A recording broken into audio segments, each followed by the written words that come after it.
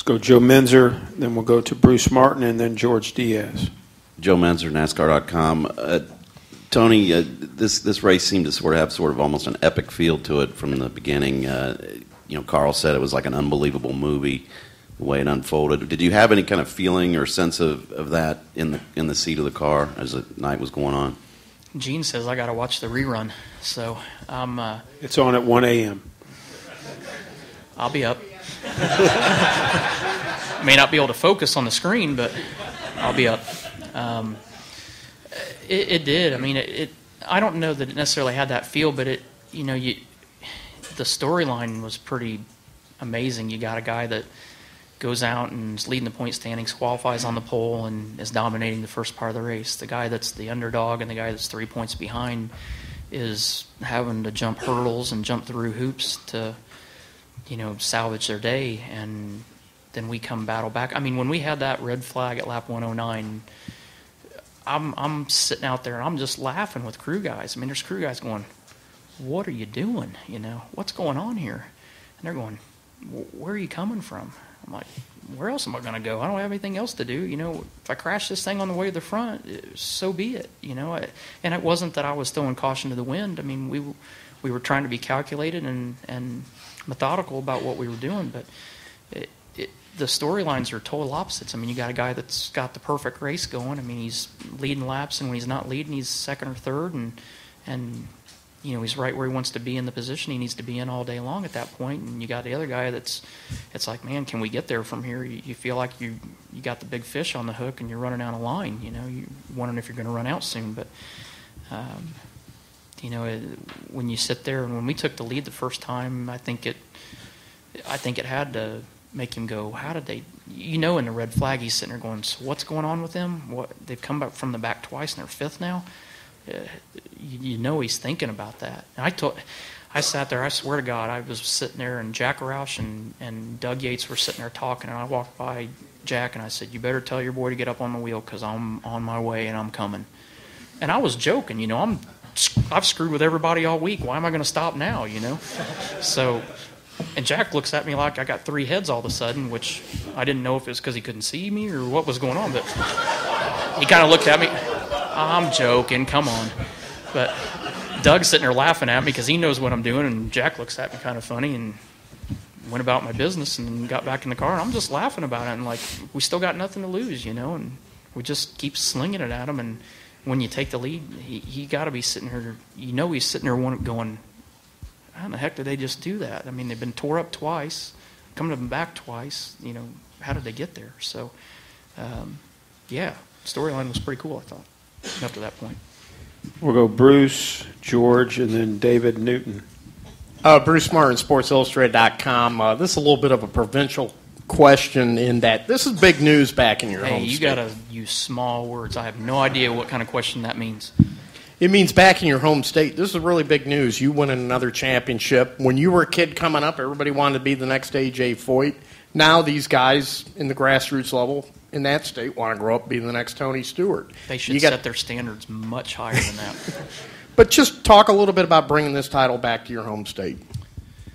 I'm proud of where I came from. I mean, my career path made a pretty drastic turn, and I don't know how many people actually know. I mean, I had a chance to drive for AJ when the IRL started, and I had been working on a deal with Harry Ranier to join the Busch Series at the time, and was really close to having that done, and my intention was to do that. And then all of a sudden the opportunity came to drive for AJ in the IRL, and the IRL only had 5 races, so I'm like, I had every intention of doing both. I was used to running sprint cars, Silver Crown cars, midgets all on the same night, and I didn't see why I couldn't run 5 IndyCar races and run the limited schedule that Ranier's wanted. And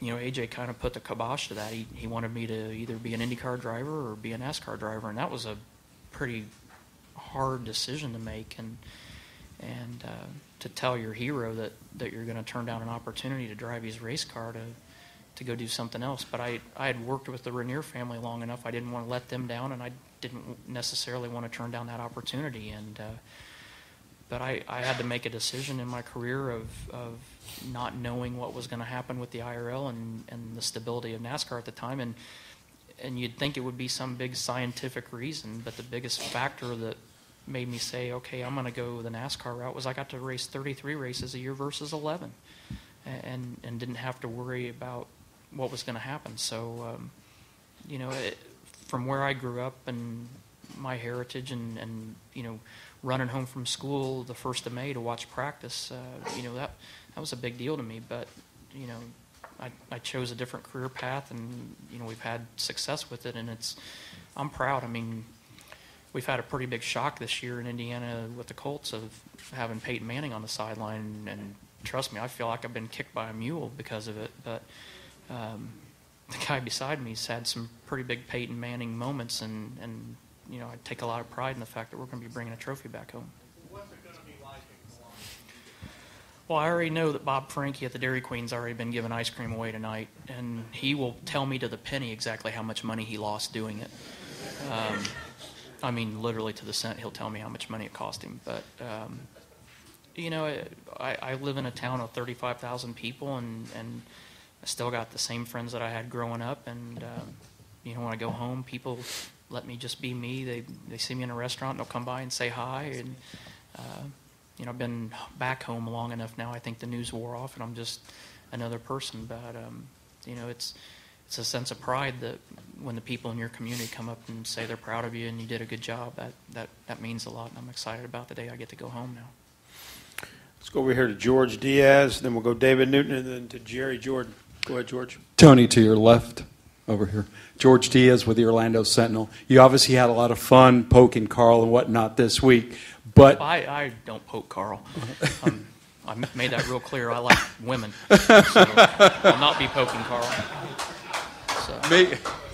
Okay, I'll try to rephrase. All right, I'll try to rephrase the question. I just really, really want to make sure nobody gets the wrong idea about that. So. That'll be an interesting transcript. But anyway, regardless, was there ever a moment where in your head, there was a slip, just a slight bit of doubt or nervousness or whatever it might be that kind of creeped into your head during this whole run leading up to it? Oddly enough, I mean, there should have been a moment like that, and I can't. That's been the one thing that's probably been the one variable in the equation that I haven't been able to understand and get my hands around, is that there just never was that moment of feeling despair and like, can we really do this? It's like we were in the perfect scenario of coming into this weekend with no possible shot of losing anything. Contrary to what my favorite guy mentioned on media day, we honestly just did not. That we physically couldn't lose anything. There was nothing to lose, and there was everything to gain. And with that, it takes so much pressure off when you know that if anything happens, that you're not going to be any worse than second. And considering the fact that 10 weeks ago we were saying that we were wasting a spot in the chase to begin with, second wasn't so bad if that's what happened. But at the same time, I mean, you don't have to dangle a carrot in front of us to get our spurs jingling and get us excited about what we can get and what we can reach. So, I mean, I meant what I said in media day, that it's a dangerous combination when you give a guy a shot at something and he can't lose anything. I mean, that's a potent situation to be in for our organization and our team and myself. So. With that, I honestly can't say that there was that moment where I felt that way. I guess it was the perfect scenario. I really wanted to leave Homestead, honestly. I wanted to leave Homestead with the point lead. I thought that would really be the best opportunity to rattle his confidence. But in hindsight, we came here and there was never a moment where I was wound up. I mean, I was up at 2:30 in the morning this morning, couldn't sleep, and I was watching every stupid movie you can think of on TV because I was having fun. And and I couldn't explain it. I don't understand it, but that's where we were at with it. It felt natural. There was something that felt right with it, and I never had that moment where I felt like we couldn't do this or that something could go wrong. If it did, it did. But we had more to gain than we had to lose. Let's go over here to David Newton. And then I can't shut up tonight either. I'm ready to get out of here. Somebody stop me. Hey, Tony, David Newton, ESPN.com, way over here. Darian was talking earlier, and he he's been telling us for a while he's felt like the cars have been good most of the season. He mentioned the Atlanta race where you came from like 20th to 3rd, and we're talking about all the great changes they'd made, and they didn't tell you till afterwards there were no changes made at all. Has this turnaround Didn't is change anything? You liar. Has this turnaround has been as more about you maybe recapturing something you'd lost, a confidence more so than the cars and that? I mean, I don't know. I've been deceived here by my crew chief. I had no idea that that's what was going on in Atlanta. But I don't know. I don't. I've been doing this a long time. I mean, I never felt like I really lost anything. I mean, when we won that World Outlaw race earlier in this year, I know it has nothing to do. It's totally separate from anything that we're talking about here. But that crossed a big check mark off of my bucket list, and I think that was a really big moment for me, getting to accomplish a goal that I'd never accomplished before. And I think it reminded me that, I still can, it doesn't matter what we drive, I can still drive cars and win races, and I'm not just stuck doing it here and, not just able to win here and nowhere else. So, maybe it sparked something in, I don't know, but I never felt like anything really changed from that standpoint. I just, I had a lot of fun this year. I mean, Darian and Gene have let me go off racing any night I wanted to race, and I got to run 30 nights this year away from NASCAR races on dirt and had a blast doing it. And I think that was, as much as it scares Eddie Jarvis and Brett Fruit and our management of worrying about me getting hurt and how many people it can affect, Darian can tell you, I mean, when I would come back, it just was like, it energized me. It was like hitting a reset button, and it was fun. I had fun racing again this year, and I think it transferred to what we were doing with the Cup car too. That we'd have fun Saturday night and Sunday, even if it wasn't right or it didn't work out, I still had fun doing what I was doing again, and I think that made a big difference. So I don't know if I really thought about it a bunch, but maybe it did. Let's go, Jerry. Tony, Jerry Jordan with the Examiner, Kicking the Tires. You've talked before about the history of NASCAR, and tonight you've made that history. What do you want the history books to say about you and your season as you look forward for that? They can write whatever they want. The biggest thing to me is we got the trophy, and I think the biggest thing is it's not about what they write about me, it's what they write about us. I mean, I really appreciate the opportunity that Gene and Joe Custer have given us, and I appreciate what Darian has done from day one. I mean, he played more than a crew chief role, and there were a lot of really good people that have had to work outside of the box of what their job description was to get us here, and I think that's what makes great teams great. Is people don't just sit there and look at their job as a 9-to-5 job or whatever their hours are, and they show up then and they leave when that hour gets there. And I know there's times when he's had to come in and stay late, and there's people that have made that sacrifice, and to the best of my knowledge, I don't think anybody's complained about it. We just got a bunch of racers, and I'll probably take the most pride in that. We got people that have come from so many different racing backgrounds, and their attitudes at the shop were just a bunch of racers that love racing and winning races, and I'm really proud of that. Dave Rodman, you have a question? Raise your hand. Go Dave, Jenna, Bob. Yeah, Tony, Dave Rodman, NASCAR.com. The other day we talked about bookending Levi Jones' USAC championship with this one. Now that you've achieved it, what do you feel like it means to your organizations? I'm pretty proud. I mean, Donnie Schatz won the last sprint car race of the season last night, an ASCS race at Tucson, and Levi won the championship in the last race of the year with our Chevy car. And to be able to come here tonight and do this, it's Levi won the Silver Crown Championship, the Sprint Car Championship. We ran second with Donnie Schatz and third with Steve Kinser World Outlaws, and then I don't know where Ryan officially ended up tonight points-wise, but Who's that? Ryan, 10th? 10th. So Yeah, 2 cars in the top 10 in the Sprint excellent. Cup Series. I'm pretty proud of that. It's probably as close to being a father as I'm going to get for a while, it appears, and I'm pretty proud of all my kids, even though one of them's 50 years old and still winning races. So I'm proud of our people. I mean, I feel like that I've said it from day one that I've been a part of this organization. I learned a lot from Joe Gibbs, and how he was able to assemble the right people to do the right jobs. I feel like I learned a very valuable lesson from him, and I think that I've been able to take that approach with every entity that we have, and we've been successful. And I'm proud of Chevy being on board, and Bass Pro Shops, and STP, and Armor All, and all the people that have believed in the programs that I've wanted to build and have helped us make them successful. Let's go Jenna and then Bob Pockris. Tony, why would you leave Joe Gibbs Racing when you did? You were comfortable there, you could win there, you didn't have to have any real responsibilities and take all this on. And what kind of pressure? Joe would tell you different. He told me I had all kinds of responsibilities. But what kind of pressure then do you take with you? Do you wonder, am I ever going to win again? You're leaving a really comfortable, nice place. I think the variable that was kind of the little bit of the push over the top that I needed, it came from Rick Hendrick. And Rick had a relationship with Gene and the two teams working together in the past. And, when Rick called me and said, hey, this may be an opportunity for you, and where I was at in my life and my career, and, I guess I've never been scared to step outside my comfort zone with opportunities. I mean, we own 3 racetracks now. We have our World Outlaw teams, our USAC teams.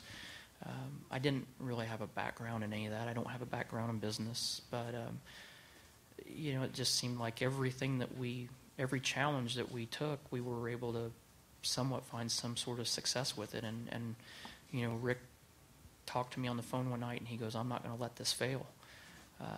And that's words that I've never forgot. And there's been times when I've had to call and say, hey, I don't know what to do. I'm kind of stuck. I need your input. I just need somebody to tell me if what I'm thinking is right, wrong, and different.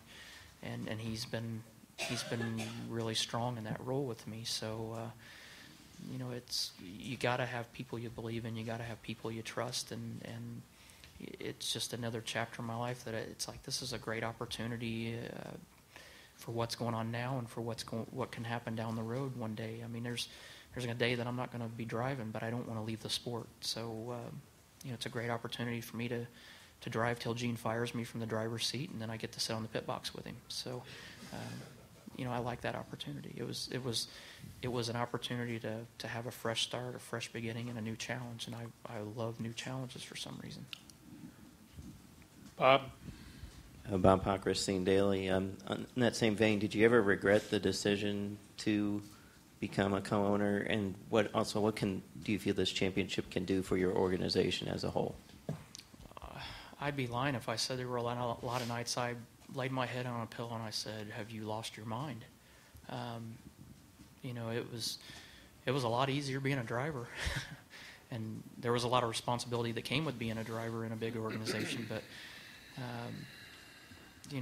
there's a lot of worries. I mean, it's still a business. I mean, this is a big industry, and it's my goal from day one has been to be able to look Gene Haas in the eyes and shake his hand and say, hey, it didn't cost you a dime this year to go race, and I want you to come to the track and just have fun and enjoy what you've built. And our economy's been rough the last 3 years, and it's been a challenge to do that. But I'm proud with the new partners that we've had come on board. We're in the best financial situation our company's ever been in, and there's still inventory of races to be sold in our company, and hopefully an effort like what we've had in the Chase and a championship like this hopefully can be a push that some of these companies need to maybe come on board. So this is big for our company as an organization. It's a hard time with the economy, and definitely a championship like this is huge.